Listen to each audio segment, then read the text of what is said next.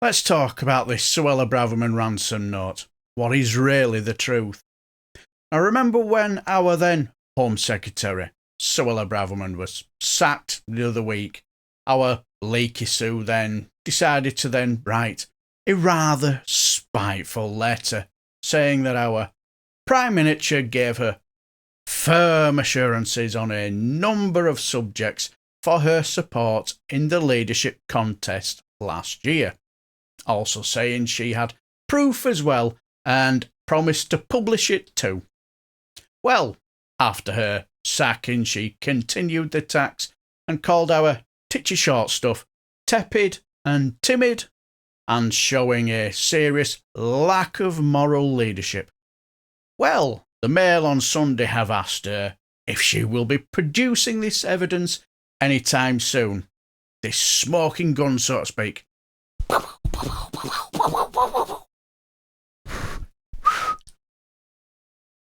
Now, did she say, "Oh, here you are, go and have a read and enjoy"? No, she said, and I quote, "You have to ask the Prime Minister, he's got a copy of it. There were witnesses as well." Well, if there were witnesses, why don't you name them? And if he's got a copy of this smoking gun, why would he use it on himself? Now, we all know he is kind of rubbish at politics, but even he's not that stupid enough to show it, is he? Is he? She then goes on to say, "I have a copy, but to be honest, I've made the point. I don't need to keep going over events of a year ago, and if the Prime Minister wants to dispute what I'm saying, he is able to do that, or he can confirm because he will have a copy of the document." Like I said, why would he reveal it? Sorry for the word salad, but that's what she said, word for word. Now, I have two thought processes on this. Maybe you can help me out. Either there was no agreement and she was mischief making, so to speak, or she has the smoking gun tucked up in her holster, so to speak,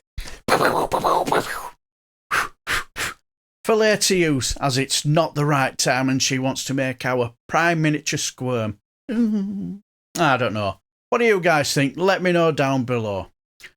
She turned her attention then onto this ridiculous emergency legislation for this already expensive and unlawful Rwanda plan, saying, "I welcome the Prime Minister's announcement that he wants to introduce emergency legislation, something for which I've been calling for several months, which he blocked. I'm very glad he changed his view in the last few days, but this needs to be meaningful change in the law, and tweaking and fine-tuning is not going to cut it, and we will not get flights off before the next general election."